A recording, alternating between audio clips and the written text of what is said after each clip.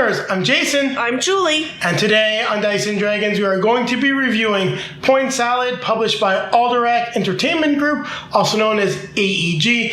This game is designed by Molly Johnson, Robert Melvin, and Sean Stankiewicz. Now, that is definitely hard to remember. I'm surprised I actually managed to get it out. Now I'm going to toss it over to Julie, who's going to tell you more about the game itself. Well, first of all, we'd like to thank AEG Games for sending us a review copy.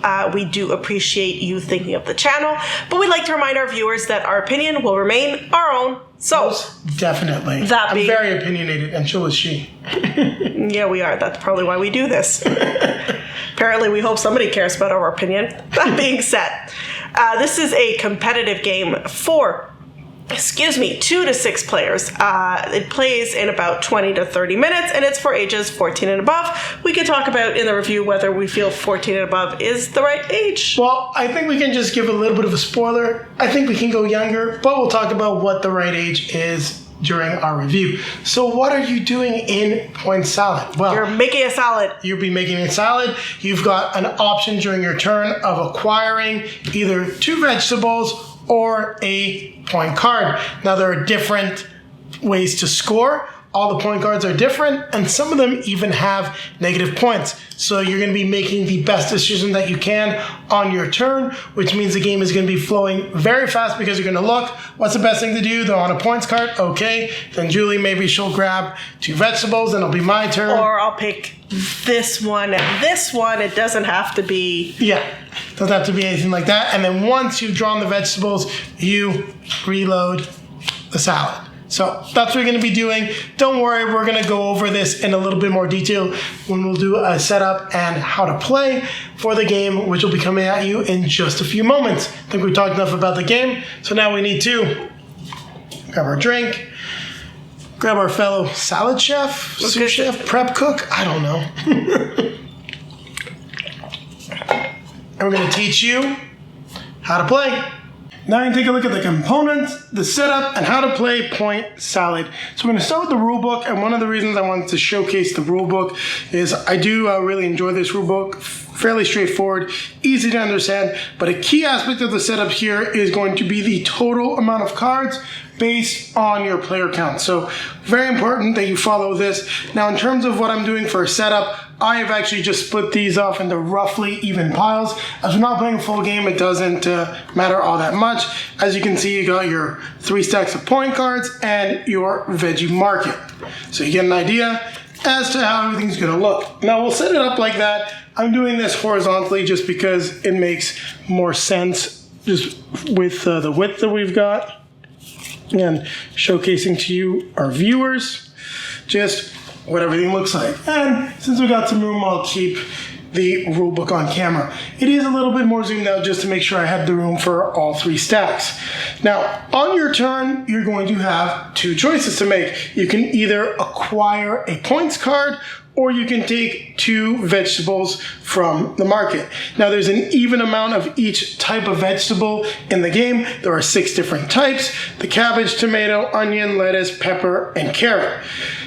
And what you're going to be doing is basically finding different ways to score points. So on your first turn, if there's something that's cool and easy, straightforward, for example, like score 2 points for every tomato, you can take this points card. Now, one thing that's important to note is that at one point later on in the game, during your turn, you can do it actually right off the bat if you'd like. You may flip a points card to a vegetable. Now, this can only be done once during your turn, and it can be done at any stage. Now, why may you want to do this? Maybe you thought early on that getting lettuce and carrots was going to be easy, but you got some better point cards for onion, so now you're going to be getting a whopping -4 points for onion. It's not what you want. This card will be more valuable to you as a pepper. So for example, if this was my first turn, I'd grab the tomato card. That's my points card. It'd go on to the next player. Next player would, let's say, pick up 2 vegetables. Probably not what you're going to see at the start, but it'd be something that it still can be good to do. Then you're going to take from the specific stacks and reload the veggies. So you're going to be going through the stacks one by one. When a stack is gone, it will then be depleted. So play is just going to go around like this, depending on the amount of players, you're going to be constantly either picking up veggies, picking up points cards, and trying to score the highest point combo that you can. So you may get things like get 3 lettuces, get 8 points, 2 onions will give you 5. You'll want to stack peppers here, but avoid the tomato and lettuce, meaning if you've got this card, unless for whatever reason you had a lot of peppers and you had a lot of lettuce, and maybe taking, let's say, -5 points, but stacking it with this point card where you've got a lot of lettuce will get you some good points, well, that's what you're going to have to take into consideration, because it's going to change as you go. And if you noticed, once you picked up those vegetables, you are flipping the points cards, meaning these values are gone. You can never get them again.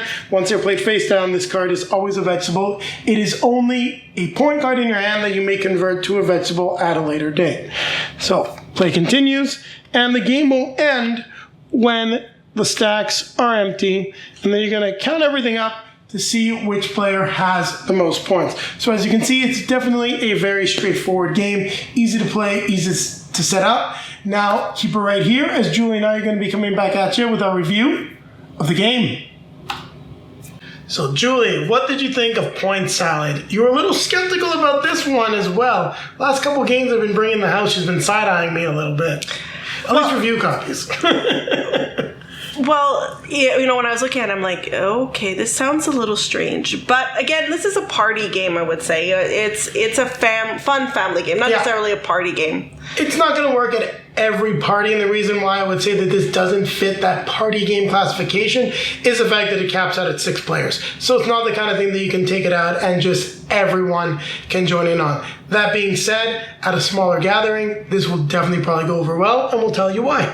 Well, so again, for starters, it's easy to learn and easy to play. There's not a lot of rules.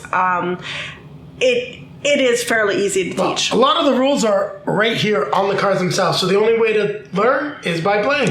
So one of the things we learned the hard way is one of the times we played, we're like, why would we limit ourselves? You know, the instructions say a certain number of cards per player, right? Yes, we played at 4 players multiple times. In the instruction, it says to exclude 6 of each type of vegetable from the stack. So you need to remove 36 cards. Now, the reason why we didn't want to do this is because if you're playing multiple games, you're going to want to, take those cards that weren't in there and chuck them in. So we're like, why don't we just play with the full deck? Yeah, bad idea. That did not work well at all. No, there's a reason. There's a reason they're not all in there. There's too much opportunity for a huge lead to be built. And I got insanely lucky. Literally every turn, the perfect card I need showed up. So that's the other point here. There's a lot of luck involved because the different point cards are not all created equal. There are some point cards that are a lot stronger than others. Yes, and the one thing I will say though is when Julie says there's a lot of luck, when we played as like giant stacks of cards, luck is much more of a factor. I would say that luck still plays a big part of the game, as Julie's mentioning, but everything kind of balances out a lot more when you're playing with the right amount of cards for the player count. We never had a game where it wasn't like 2 or 3 people weren't that far away from the leader. Yeah, so I mean, let me put it this way. I lost last place every game we played until I won the last game we played. And when you won, you were at 50 points, and your mom and myself were right behind you at 46. It was very close. Even the game that I won, I think, the first game I won, it was by like 4 or 5 points. Your dad kind of had a little bit more of a lead on us when he won, I think, by like 9 or 10 points. But everyone was still like one good points card or one thing going more their way away from being in the conversation of winning the game. At least there was another player. Yeah, I mean, but there's frustrating moments as well. Most of us started by picking a point card to start so that you know which vegetable to pick. I picked something that had me looking for peppers. And then my mom, who was playing right before me, decided that she was going to start picking up peppers. And that is a problem because that meant that every pepper that came up, she wanted. So, you have to readjust, and that's going to happen, right? So I had to readjust and try to find a different point card and try to build towards something else. Sometimes things really just aren't going your way. And that's one of the things I really like about the rules, is the fact that these point cards, maybe you try to get a lot of lettuce, but for whatever reason, onions and peppers become more useful for you. Once during your turn, you can turn a points card into the vegetable that's on the side, and you know what it is. So you can take a chance on something, but if it ends up blowing up in your face, you can go ahead and pivot. So that's one of the things that the game, I think, does very well compared to a lot of other games where you're trying to score points, and if someone torpedoes your strategy, then, and part of it could be just because of placement, you're done. Whereas this game can let you be like, I'm going in this direction, I'm going in this direction. Now, losing a points card for a single vegetable isn't always a good thing, unless it can be like, oh, well, I don't really want this anymore. Oh, and I also got this card that's going to work with the pepper. I'm scoring way more by doing this. I can do that. So you definitely do have to actually do a little bit of math, and I'm bringing this up because if you saw our review of Ven, which, if you can tell by our clothing, we're reviewing this back-to-back since we had a nice vacation. This had more math than Ven.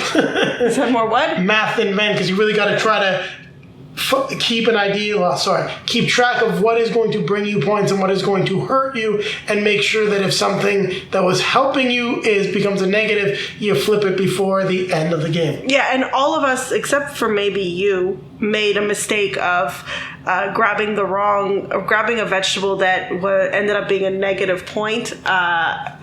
That because as we're trying, there's limited resources and we're trying to play relatively quickly. You can pick up the wrong thing. I was looking at what was available, and I think we had just lettuce and 2 tomatoes. I'm like, I don't want lettuce. It's the lettuce had been sitting there forever. 2 tomatoes came up. We got stuck with 2 there for the entire game. So I picked up the 2 tomatoes and I put them down, and then I look at my cards and went, oh no! I had basically that was like 8 negative points. So it took me a while to build those back up because the last vegetable I should have picked up was tomatoes. So I either needed to pick up a points card or take the lettuce and just not give me anything. But in any case, those are the kind of things you have to consider when you're looking at your points cards and when you're trying to build something. But the fun thing in all of this is no matter what, even if you lose it, and that's why I said I lost a lot of every game that we played except for the one that I won. Which, I guess you always lose unless you win, but I lost. I lost. I came in last place. She just hates being the biggest loser. Yeah, in this case, I hate being the biggest loser, yes. I don't know what I hate more, losing to you or being the last. Anyways. This is why we don't play Rebellion or any other 2-player heads-up games very often. There's very few of them that are fast-paced enough that she doesn't want to kill me afterwards. The point I was going to make is it's still fun to play, even if you lose. And I really like this game. I like the way the game works. It works very well with the way my brain works, as Julie said. There was very rarely any time that I made a mistake that wasn't at least partially calculated. I picked up something and I'm like, this might give me negative points and I might have to pivot, but at least it has a vegetable that if I flip this over, I'm still going to score points for. I did pick up one of these points cards that had -4, and Drew's like, that's going to burn you. And I'm like, yeah, you know what though? I picked up this thing that, if I get 3 of a kind, I can get 8 points. I need this lettuce, for example. I just flipped it over and scored 4 points. So there are definitely ways of playing the game. They'll let you do a lot of pivoting, a lot of changing of direction. So there's tons of ways to score points. You're pretty much always scoring points, unless for whatever reason the deck gets badly shuffled. And I would say that game where we got stuck with lettuce was pretty bad because we had all the cards everyone wanted ended up at the bottom of the deck. So please try to make sure the game, the decks are well shuffled. You got a nice mix of vegetables to keep the flow of the game. That was really the only negative experience I would say that we had in terms of playing the game, besides us straight up thinking, we're players. We know better than the designers. Now, it worked in my favor because I won that game by a lot. I got every onion point card imaginable. But it wasn't fun for anyone else. When you score 160 compared to 110, something's not working well. So, I think we talked enough about the game itself. What is your score for Point Salad? I'm really curious what you're going to give. You want me to give the score first? Yeah, go ahead. I'm going to give this a 7. I had fun. It was fun. Not my favorite of all these games. And actually, I can say not my favorite of the vacation games. But I still had fun. So this is going to be the inverse of our review with Ven. Julie liked Ven more than me. I like Point Salad more than her. I give this game an 8. I think this game is actually almost close to a collection essential. And the reason why I say that is thinking about playing a game before game night starts. I don't think this is the game that you're going to play all the time, but if you're going to be hosting a game night, if you want to throw something in the bag that's going to be very easy to set up and play, I mean, this definitely takes the cake for being easy to set up. Shuffle the cards, deal out 3 stacks, and you're pretty much good to go, especially if you're starting a game night with 6 people. If you're playing a big epic game, whatever, it's very easy to play this in about 20 minutes while you're waiting for everyone to arrive. I think that every gamer is going to have a lot of fun with Point Salad, and the fact that it's so accessible is another reason why I think that this game is, well, it's another reason why I'm giving this such a high score, because I think just about anyone and everyone can play the game.